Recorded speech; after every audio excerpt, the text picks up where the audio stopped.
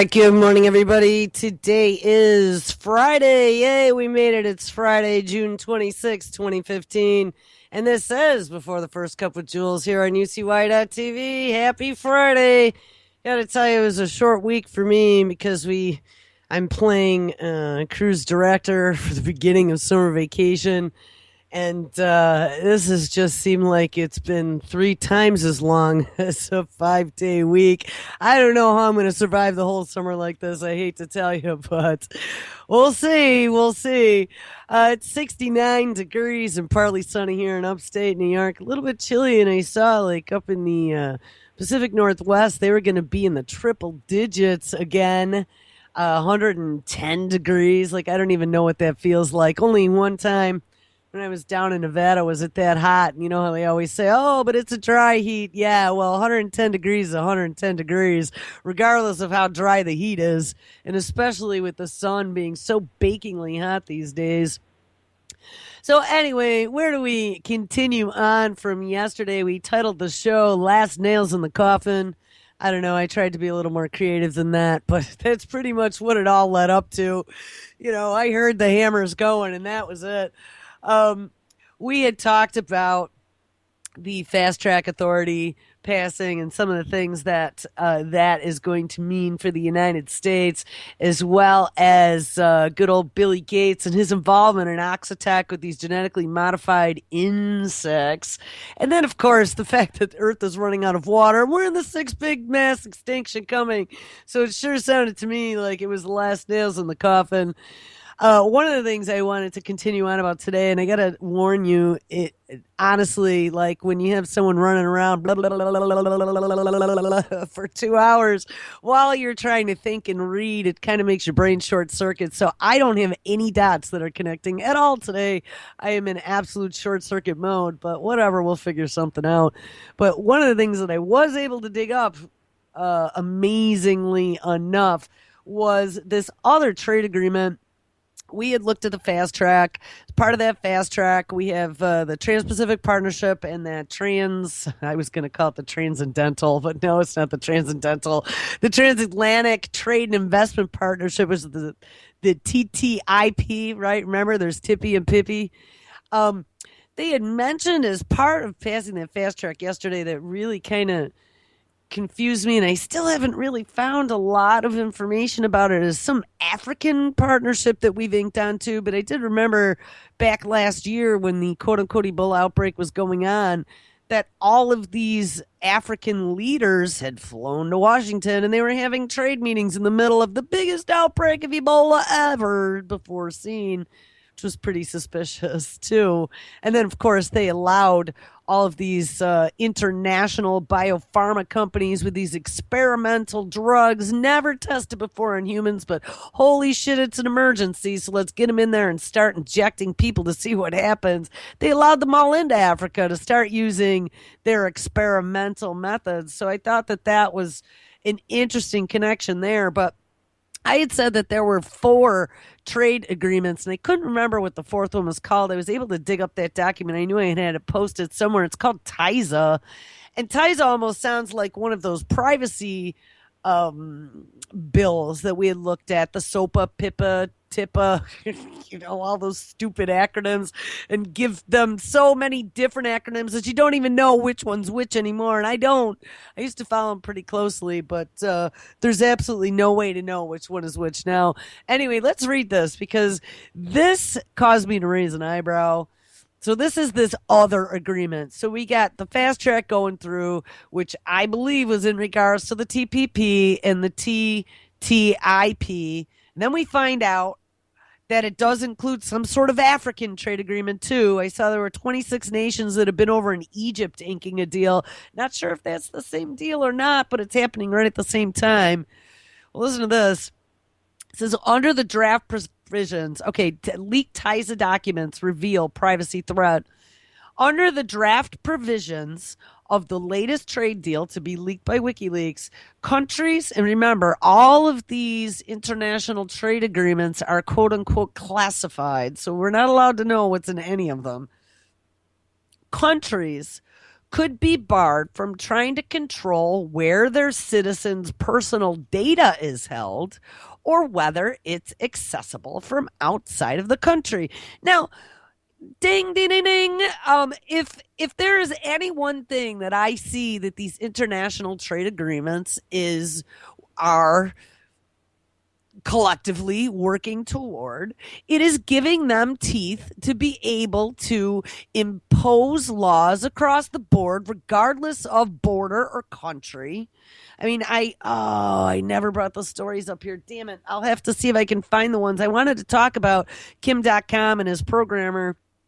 Some of the stuff I was reading about yesterday before I came on air, because that's a perfect example. Maybe we don't have to. I could just talk about it. It's a perfect example of what these trade agreements, especially with copyright law and all the other stuff they're going to tie in here, is going to allow them to do. You know, you commit a crime in another country. The way it works right now is you have to be extradited, right? They want you, if another country wants to convict you of a crime, they need to extradite you and to bring you to this country. When you look at someone like Julian Assange, who was wanted for rape in some European, I don't know, Sweden, something like that, one of those countries, you know, he's hiding out in Ecuador because he doesn't want to be extradited. And, you know, Ecuador seems to be fine with that. But like in Kim.com's case, sure, they want to extradite him, but you know what? They held a trial for him in absentia, and because he wasn't here, they just decided that they were going to use their laws of, and please excuse me because remember I have this head plague going on, so my words may not be connecting today. What's it called when they take all your shit and all your money and your houses and your cars? Forfeiture, civil forfeiture. They stepped in and they just took all of Kim.com's assets. And they said, you know what, buddy? If you come to this country, we're going to probably put you in jail. But in the meantime, we're going to take all your money and all your stuff because you are proven guilty without being able to defend yourself. And we're not going to be able to defend yourself because you're not here in the country, but we're going to hold a trial anyway. Ends up then, Kim.com's programmer, the programmer for Mega Upload, went to the United States because he worked a plea deal with his lawyer and the United States, whoever was prosecuting him. And they decided they're going to give him a year in prison. So he got a year in prison. But the dude didn't do anything. He created a website. I mean, I've created a lot of websites. I sure hope someone's not going to stick me in jail for something that happened years later on that website, for a website I helped create. I mean, I'm just seeing that now all of a sudden the U.S. has teeth to go into any country and start manipulating their laws. And not like we haven't done that before, but at least it was kind of in the background, quietly butt patting our buddies in the upper echelon to make things happen. This is going to be like in your face. They're going to have actual laws to be able to go across country borders and go get you or go spy on you or go whatever. So anyway, let's get back here. I really didn't want to talk about Kim.com, but that is a good example because those websites were headquartered in New Zealand and the U.S. federal government went after him in a different country. And I remember when it happened, I was like, how the hell is this even possible? Well, they were just setting the stage for future because it's coming, people. Ministry of Truth is here. You know, international trade agreements are coming like a freight train. And don't think that they don't have some more secrets up their sleeve. So anyway, let's go back to this. Under the draft provisions of the latest deal to be leaked by WikiLeaks, countries could be barred from trying to control where their citizens' personal data is held or whether it is accessible from outside of the country. So it makes you wonder, who wants this data? Is the NSA trying to get their fingers on everybody's data globally? I mean, I have no idea, because guess what? I don't have classified clearance. WikiLeaks has released 17 documents relating to the Trade in Services Agreement. This is this new TISA trade agreement currently under negotiation between the U.S., the European Union, and 23 other nations.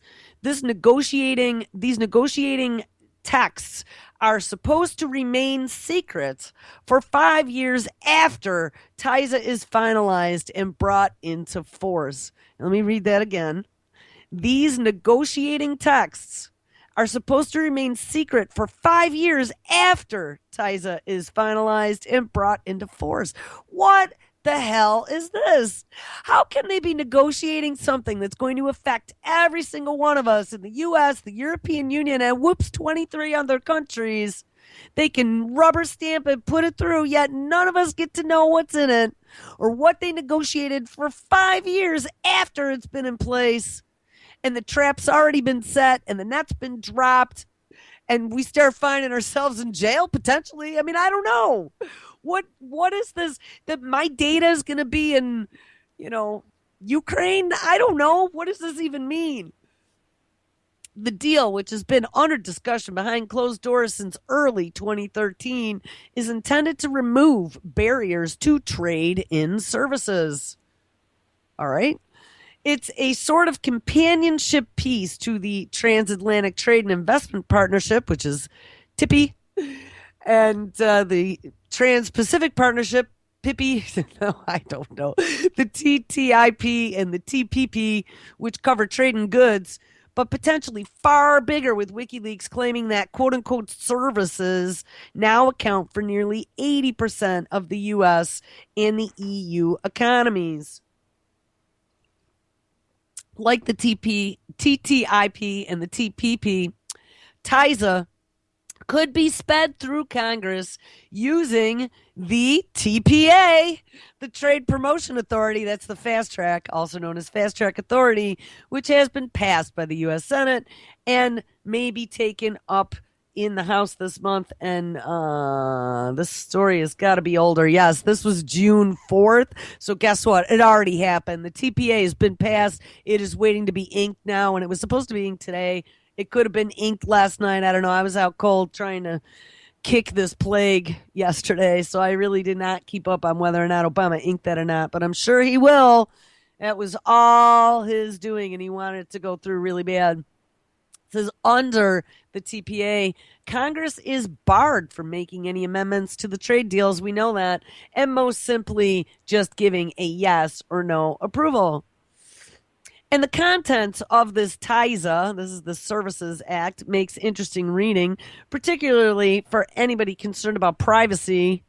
Under the draft agreement, the EU would be barred from requiring the personal data of its citizens to be held within the European borders, an idea that is currently under discussion in Germany. Like I trust Germany with large stores of data and a computer system, wink. I bet IBM's involved there somewhere too. Quote, no party may require a service supplier as a condition for supplying service or investing in its territory to use computing facilities located in the party's territory, the leaked draft stipulates. And if I remember correctly, just recently, there was some sort of lawsuit. I think there was one against Google and maybe one against Facebook about the fact that their users' data was being held in different places besides the country of origin, such as the United States. And they lost that lawsuit. And I thought that they were opening data centers now over in the EU, so the EU personal data for users could be held there. But I guess this is going to just squash that. It says no party may require a service supplier as a condition for supplying a service or investing in its territory to A, use computing facilities located in that party's territory. And these rules could in some ways have a beneficial effect. They could, for example, be used to outlaw state censorship. Yes. Or here's my thought. They could be used in other ways, like imposing global censorship on all data. Oh, what? Letting Google's truth algorithm be global? Yes, I bet that would be it as well. However, it says there are clear implications for privacy as well as security from hacking. EU privacy regulations currently require companies to store EU citizens' personal data locally personal data locally to make sure they comply with the region's strict legal requirements for data processing. Yes, tech companies such as Facebook, Google, and internet advertising networks will be delighted to see such rules relaxed. That's what I mentioned. There were lawsuits. Facebook and Google had to create data centers overseas because the EU had a tizzy when they found out that the American government, specifically the NSA, had been surveilling their countries for a long time and, using their data of their citizens. Says it is a complicated issue and one that should be discussed in public before any agreement is released. As Maria Sutton of the Electronic Frontier Foundation has previously noted, negotiators should be working to reconcile this tension between powerful private and public actors who have conflicting stances on major human rights issues such as privacy and free expression. Well, there is not any privacy anyway. And free expression is being tamped down faster than you can say free expression. WikiLeaks has previously leaked parts of the TPP, and on Tuesday, and the story was from June 4th, announced plans to try and raise $100,000 to be used as a reward for the remaining chapters. It says, in turn, this will require open public participation from a variety of stakeholders. By contrast, TISA's language reflects the concerns of the internet industry and not necessarily the concerns of the internet as a whole. So I don't know, guys. This TISA is this trade agreement of services, which basically makes the big fat internet one big global conglomerate. You will not be able to hide. Remember, they went after the dark web. Anyone on the dark web is considered a terrorist. Any white male is now considered a terrorist. Anyone who isn't towing the line is considered a terrorist. And now they will be able to use their Microsoft Cyber Patrol Center that is in cahoots with every single one of the international police agencies to track you down and bring you to justice. I mean, if 1984... when people read 1984 in high school, they were horrified. It's worse than 1984, people. It's not just our country. It's like the whole globe is coming down under one big, large, scary conglomerate. And here's even more scary. So guess what? California approved their mandatory vaccination bill for school children. Forced medical procedures, that's another thing that really gets my goat. And anyone who's listened to this show for a while knows that I've been having my own battles over this, especially with the dentist and these forced panoramic x-rays. JJ has also run into issues where he's got fired by his doctor for not having his kids stuck with needles. New York State just passed now mandatory meningitis vaccinations for kids going into 7th grade and 12th grade. But I got to tell you, there's going to be a line drawn at this end because I've lived my 47 years never having a meningitis vaccine. And I never had a panoramic x-ray either when I was a kid, especially when the American Dental Association even says on their own website that especially in children under 10 years old, they found a large increase in brain cancers and that melaniomas being stuck in that machine. What kind of a world are we leaving for our children, people? This really, and all my friends and family are just sitting there drooling at the TV. I see some of my former coworkers posting stuff, making fun of NASCAR and making fun of anybody who likes the Confederate flag. And I mean, we've talked about this now a couple times. We were on Prime Time the other night, and I talked about it yesterday. We had JJ, or 2 days ago, we had JJ on. I think so. I don't know. All the days are blending together. But, this is way more than a Confederate flag. And anything that you ever knew about the Civil War that you were taught in high school is absolutely false. I know I wasn't taught any of the truth that I've dug up since then. So don't believe what they tell you. And, of course, we know that with these vaccinations, we had a report that came out a while ago about the studies that are going into these scientific journals that the FDA is letting go, even if they are proven after the fact that they were fraudulent studies or that they had fraudulent peer reviewing. Nobody's redacting or retracting those studies. So you got, once Johnny ruined everybody's Disneyland vacation with his case of measles, everybody pointed to those studies to show you why you were such a bad parent if you didn't have your kid vaccinated. And again, it's all a sack of lies, all of it. Anyway, let's read the story. This is out of KTLA. California Assembly approves bill eliminating personal belief, religious exemptions for school vaccines. This was the one loophole to get your kids out of being stuck. California Assembly has passed a proposal that would outlaw a family's personal and religious beliefs as reasons to exempt their children from required school vaccinations. The controversial proposal now has to return to the Senate, which must approve amendments for SB 277 to advance to the legislation to Governor Jerry Brown for his signature. The Senate passed the initial bill in May, so I'm sure it's going to pass with flying colors. The measure arising partly from the concern this year, the measles outbreak in Disneyland, wouldn't you know it? It would allow medical exemptions deemed appropriate by the Senate Public Health Department, according to legislative summary. The way they're going to fix this in the end is good old Billy Gates working on his genetically modified mosquitoes to give vaccinations. You're not going to have to worry about it anymore because you know what? We'll all be vaccinated. Just let those little mosquitoes land on you and suck some blood, and you'll be all set. And here's the thing. If you've been exposed to measles, just like with the chicken pox. I mean, we all grew up. There wasn't a chicken pox vaccine when we were growing up. And guess what? None of us died. I mean, maybe a couple people died because of ancillary infections. The majority of us did not die. We were exposed to it. And just like our immune systems are supposed to work, they worked.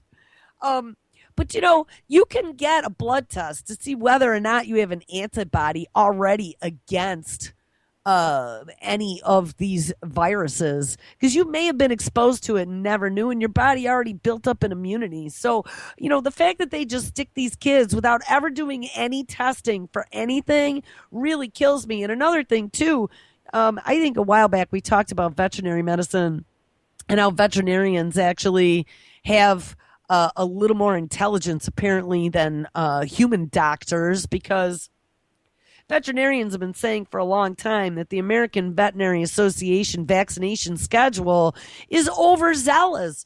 When they're telling you need rabies vaccines every year, in a lot of states it's mandatory for your dogs, and in some states it's mandatory for your cats as well. New York State, it is mandatory for your dogs, but not for your cats. But the thing is, I've had long, very involved conversations with my veterinarian, and especially after my cat back like 15 years ago ended up with carcinoma. I don't remember what kind of cancer it was called. His whole back leg, the bone was just full of Swiss cheese holes, and it was this cancer that eats the bone. And the doctor at the time had told me, she's like, you know what? We did x-rays. He didn't have any other blood tests. There was no other cancer in his body except in his back leg where he got the 3 years rabies vaccine. And the doctor was from Cornell, and she said, we have this big study going on at Cornell University, and we think that these cancers are being caused by the adjuvant in the 3 years rabies vaccine. Now, I'll tell you what, if you go out and you do a search, that was, oh my God, that was probably the mid-90s that happened.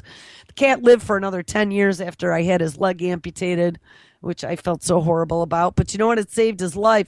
But here's the thing. It was the vaccine that caused the freaking cancer in my cat.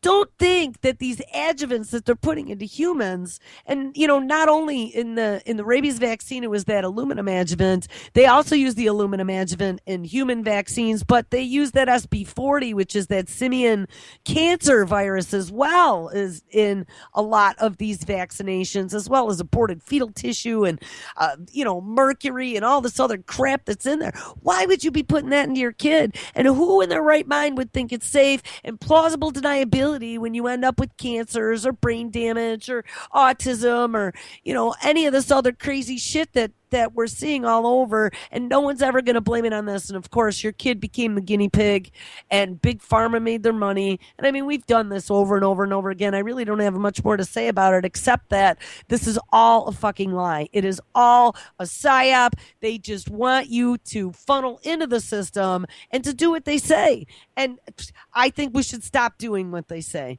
because what they say is not in your or my best interest.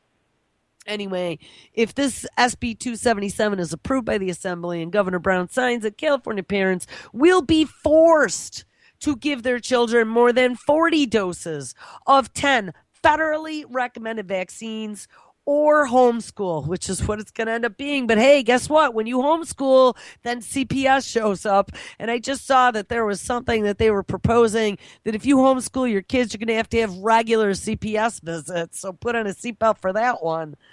Unless they can find a doctor. And we read about this because this was under this Vaccinate All Children Act of 2015 that's actually sitting, I think it was in the House of the U.S. House of Representatives to be passed. Unless you can find a doctor to write a medical exemption that doctors deny to 99.99% of children under federal guidelines. California Senator Richard Pan, a pediatrician who co-introduced the proposal, shame on you, California Senator Richard Pan. So I'm sure that he's well invested in the vaccine industry. I'm sure that many of them are. Don't forget, more than 50% of all of Congress are now millionaires. That didn't happen by accident. It's the war machine and the biopharma machine. So this dumbass pediatrician who doesn't seem to have any type of conscience said that the measure would close, quote, a vaccine exemption loophole, unquote, and has received broad bipartisan support, including from schools. Yes, because guess what? Schools get kickbacks from the state, and the higher the number of the vaccinated children, the more money the schools get, so the higher the administration's salary, and the more plastic surgery the teachers get covered under their health insurance plan. I think that was only in New York State, but I don't know, maybe in California too. Get your Botox, honey. It just pisses me off because it's putting our children in this position where they're financing this evilness. This is just pure fucking evil. On what planet? I mean, we had that torture facility in Japan, right? Called, somebody in chat, remember, was it 431? Lab 431, where they were doing all these secret, scary experiments on people. It's just unbelievable. And so what? Our kids are now the pincushion experiments, and we're not supposed to say anything as parents? I think I know way better. I've done thousands of hours of research, and I bet you that I've done way more research than this Senator Richard Pan, pediatrician, who's just towing the line and sponsoring this bill and pretending like his conscience doesn't have any say in the matter because he gets his paycheck and his kids can go to an Ivy League private college. The House approved this measure 46-30. It says years of anti-science, yes, because I'm an anti-science lunatic. Years of anti-science and anti-vaccine misinformation has taken its toll on immunization rates to the point that the public is now endangered, says Pan in a statement this month. Children, pregnant women, seniors, and people with cancer, organ transplants, and other conditions are counting on us to make sure that science prevails. Oh my God. Again, let's prey on the most vulnerable and get them to think that it's all for their benefit. No, guess what, cancer patients? You're the next guinea pig with the injectable nanobots to cure your cancer.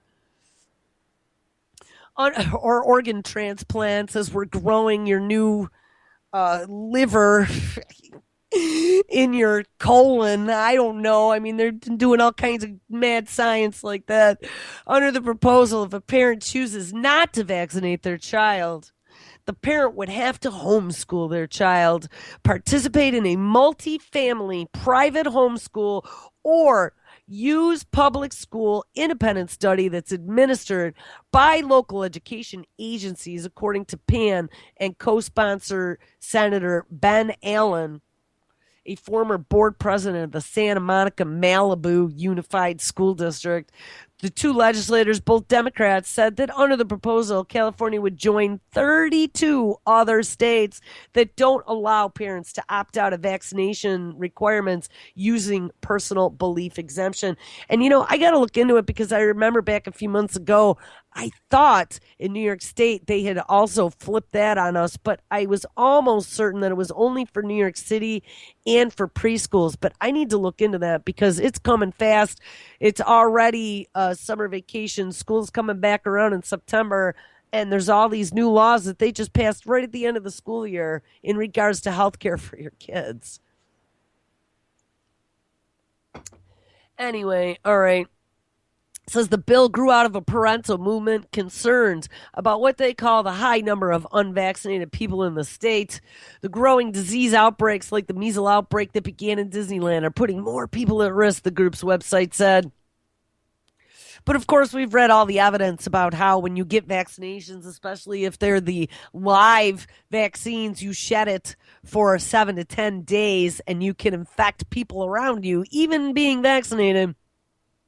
We also discovered that, here's the big question. If you're already vaccinated, why are you worried about people who are unvaccinated? Because shouldn't you be safe from it all? But hey, who looks at logic anymore? Because there isn't any in this world. I guess I'm done with this because this gets me so aggravated, and I have my own battle coming up, and I'm going to say some really nasty things that I probably don't want to say on air, so I'm just going to continue on now. Somebody is calling, and you know what? 717. I've seen this number before, but if I take this call, you better stay on topic. I'm going to do it right now. You're on the air. Who is this? Glenn Fab. Hey, Glenn. How's it going? Are you there? And Glenn? I don't know. I see Glenn, but I don't hear Glenn. Sorry, Glenn. I don't know. He disappeared. All right. Anyway, none of this is what I wanted to talk about this morning at all. None of it. Let's get to this. Here's something that'll actually get my attention.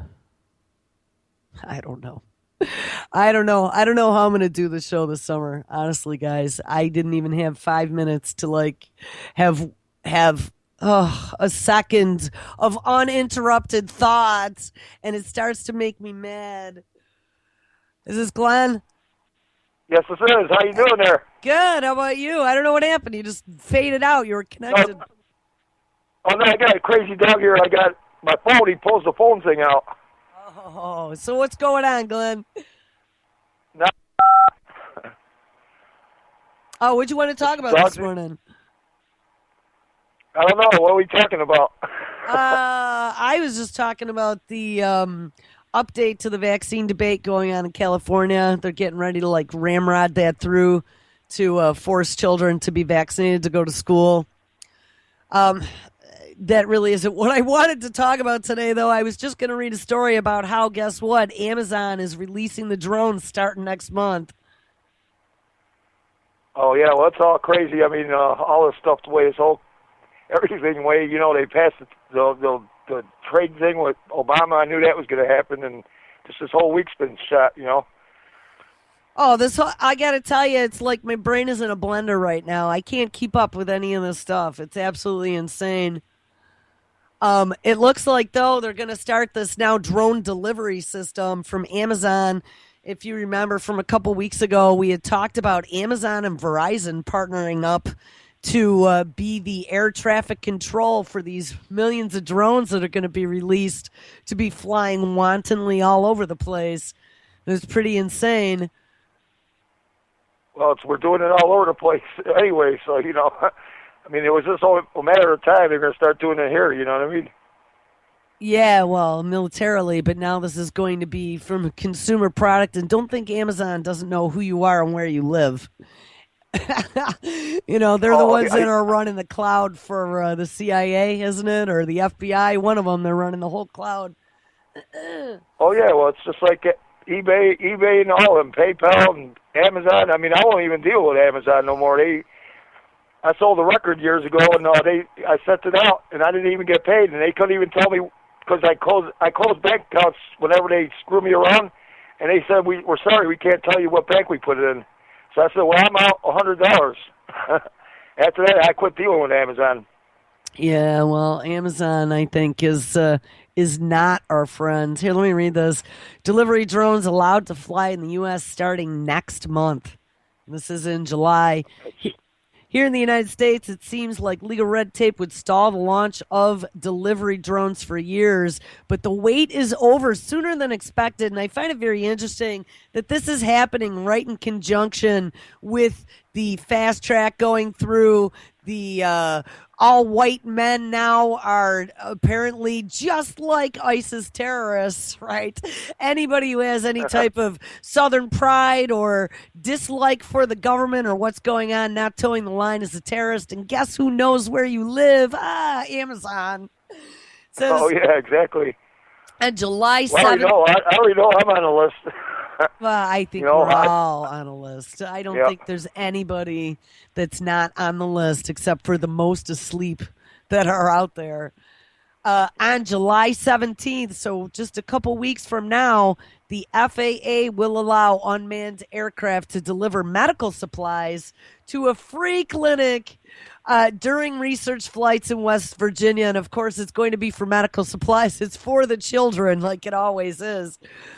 That occasion will be the first legal drone delivery on U.S. soil and represent another big step forward in the U.S. drone industry. This historic moment for the drone industry was made possible thanks to collaboration between NASA, an Australian drone startup called Flirty, and Virginia Tech. The delivery will be executed during an event called Let's Fly Wisely in Wise, Virginia. Virginia Tech is one of 6 locations given FAA approval to conduct research with the aim of integrating drones into national airspace. And this flight is part of that research. That's screwed up. It's very screwed up. Flirty's Hexadrone copter will ferry up to 24 10-pound packages of prescription medications from Lonesome Pine Airport to Weiss County Fairgrounds, where the clinic is being held. So, what are they going to send? Prescriptions and vaccines? Oh my God. A fixed wing plane operated by NASA will drop the initial shipments of medicine at the airport, and Flirty's autonomous drone will complete the final leg to the fairgrounds, which is about 2 miles by road from the airport. And the clinic is expected to draw about 1,500 people who will receive free eye, dental, and other healthcare services that day. So come on in for your free healthcare, and we'll deliver it via drone. This is just unbelievable. Yeah, it is. It's just well, it's how they media how they make it look too. It's just crazy. They're gonna Well, look probably at blow it up. this is the warm fuzzy side of drones. We're delivering free healthcare to the Warm fuzzy indigent. side. I like that. Yes. Says proving that unmanned aircraft can deliver life-saving medicines is an important step toward a future where unmanned aircraft make routine autonomous deliveries of your everyday purchases. I mean, this is really, really unbelievable. And of course, they would sell it with free healthcare. Here, we'll make you safe, we'll make you healthy. You just got to accept it from your unmanned aerial vehicle. And the next one might be a bomb. Yeah, or your 230 point facial recognition software. Wow. So anyway, I what? didn't even. Go ahead. Oh, go ahead. I'm sorry. No, I was just gonna say, what's on your mind? Because I have about 20 minutes left, and I have probably 5 more stories that I wanted to get to before the end of the week. Oh well, just everything with all this this is basically what you're talking about. I mean, I've been really on the internet a lot with this thing they just passed. I mean, I've been watching it unfold, and I knew they were going to redo it again, and this time they passed it through, and it just got me really sick because I know where it's going to take this country, and there's a lot of shit if you read behind the lines. Oh, it's absolutely putting us under international rule. We've lost our sovereignty, is what's happened. Yeah, that's it. True, and we're going to lose it all one day. And if all these people don't wake up and realize what's really going down, I don't know. There ain't many places to run, though. I mean, I hate saying this because I love America, but I mean, I don't know where the hell to run to. No, there's nowhere anymore. Not even the woods. We take a look at all these freaky diseases now. That kid that died from the plague in Colorado, we looked at yesterday from a flea bite. Get antibiotics in 24 hours or else you're a goner. And these new no treatment and just hope you don't die tick diseases now in the Northeast in the woods. There's nowhere to go. There's just nowhere to go. You got that right. So they've pretty much taken every single one of us and pushed us in a corner. And now they're saying, what are you going to do? And it's sad. Right. It's sad. It's very sad. It's really sad that a lot of people they don't realize what's going on, and they're waving their little flags and riding with the. I mean, I've been talking a lot to of course I consider myself nothing, but I mean I would consider myself. I mean, if I was going to vote, it'd be Libertarian or it'd be Green Party. I mean, there ain't no way I'm going to vote Republican or Democrat. They're all the same. Yeah, and I don't know if anybody, honestly, is on our side. When I start looking at all these candidates, I mean, I don't see anybody that is on our side. And even if they were on our side, like I even said back in the day around Paul, what's one little old guy going to do to change things? Because he's going to do about as much as I could do, He could stand there and raise the alarm. For fair sake. I mean, the third party thing, I mean, that's why Ron Paul had to run as a Republican. But, that's what Jill was talking about, I mean, well, the Libertarians are too. Gary Johnson and a few others. They're talking about how they don't even get a fair shake. No, if they're not on the ballot, how are people going to vote for them? Exactly it. So, well, listen. Why don't you have an awesome weekend? Please feel free to call back in, and thank you for listening. I'm going to try and crank through. I got about 15 minutes left, so I'm going to try and crank through a couple more of these stories. Crank it on up, man. All right. You have a great weekend. Keep up the good work, man. All right. You too, man. All right. Thanks. All right. Have a good one. You All too. Right, bye. Bye. All right. Awesome call. Thanks for calling in. All right. Let me get back here. So drones are on their way. I just cannot believe when we saw a couple weeks ago the story that I totally missed somehow about NASA and Verizon working together to be the air traffic control for drones. I did not have any idea that they were looking at actually starting to fly them here in mid-July. I mean, I thought this was like 3-4 years out, but guess what? Here it comes. Speaking of flying, we've been looking at these genetically modified mosquitoes and Oxitec, good old Billy Gates funding of the Bill and Melinda Gates Foundation, some of the eugenics that are going on in the mosquito world that were part of these experiments. We read that out of a Discover magazine story. I think maybe it was on Wednesday. There were 2 different types. One allowed them to splice a protein into the mosquito, and basically it was the male mosquito. When the male mosquito bred with the female mosquito, the female mosquito laid the eggs, and the infant mosquito died before it ever became to maturity. That was called population suppression, I believe.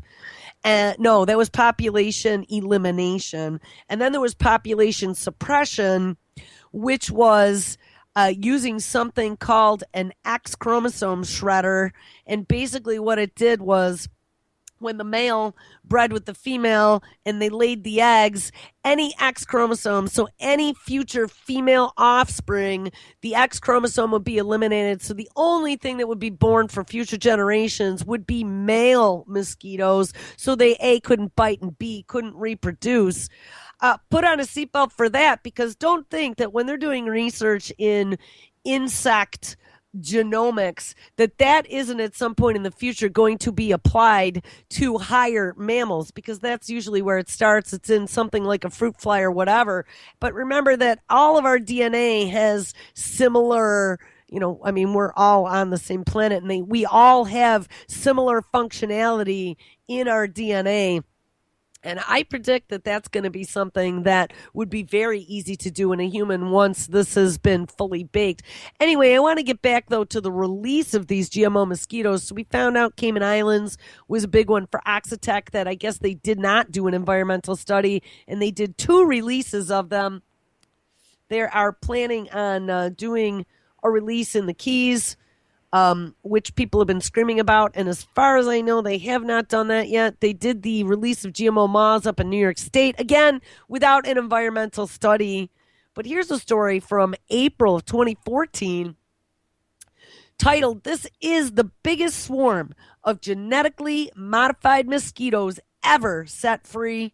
This is out of Jacobina, Brazil. In this Brazilian farm town, of course it's in a farm town, where legions of people have suffered from dengue fever, a campaign is fighting back, releasing swarms of mosquitoes engineered to wipe out their own species. I mean, how frightening is this? As we're hearing that we have this mass extinction going on across planet Earth, and we are in the great 6th mass extinction of species, that we're genetically engineering species now to wipe themselves out. And Billy Gates is saying that the carbon numbers have to go to 0 and that we're overpopulated. And he's an investor in this technology. Tell me that there isn't writing on the wall there for anyone who ever doubted Bill Gates' loyalties. And I hope none of you have, because he's the man. He's going out of his way with his permanent birth control we read about yesterday, out of his way to make sure that your child probably never reproduces. It says, as a worker opens plastic containers, allowing millions of newly hatched Aedes aegypti mosquitoes to spread their wings and flutter into the sky, it seems counterintuitive. After all of this time, the same pesky bugs that transmit the dengue fever through a human to mosquito to human cycle, that's surprisingly difficult to break. They've released them into the air. The traditional defense is to kill these flying vectors. Remember, these are all disease vectors. That's what they call insects, with chemical insecticides. But that has not worked in Brazil or other tropical countries where dengue is the leading cause of illness and fatality. Last year, Brazil reported 1.4 million cases of dengue, which is endemic in 3 of the 12 host cities for that summer's World Cup, and there is no vaccine. The most severe form of illness, dengue hemorrhagic fever, leads to shock, coma, and death. And that is where, and they call this the Frankenskeeter, comes in. These insects are genetically modified in a laboratory with a lethal gene designed to devastate the Aedes aegypti population and reduce dengue spread. We need to provide alternatives because the system that we now have in Brazil does not work, said Eldo Malvasi, president of Mascamed, a Brazilian company that's raising and testing the GM mosquitoes in Jacobina, located in eastern Bahia state. We have thousands and thousands of cases of dengue, and it costs a lot for the country, and people are unable to work. Well, like with genetically modified foods, manipulating the genes of blood-sucking insects and then setting them free is raising concerns about a potential health impact and the environment. Critics contend that more laboratory studies must be carried out before releasing the highly mobile GM mosquitoes into the environment. However, conventional public health campaigns to fight dengue by fumigating and adding larvicide to water tanks have had little impact because Aedes aegypti often live and breed inside homes and develop resistance to insecticides. Bed nets used while sleeping are useless because the mosquitoes that carry dengue bite during the day, not at night. I did not know that. It says to prevent more such cases, Malvasi and his team are working with a strain of Aedes aegypti developed by who? British biotech firm called Oxitec. known as the OX513A. It's got its own code name. It's the world's first genetically modified insect to be set free in the wild. A small number were tested in 2010 in the Cayman Islands and Malaysia. Now, look, every time we read another story, we come upon another country where they supposedly let these go. Malaysia, that's a new one to me. But the largest ever field test, according to Oxitec, is now underway in Brazil.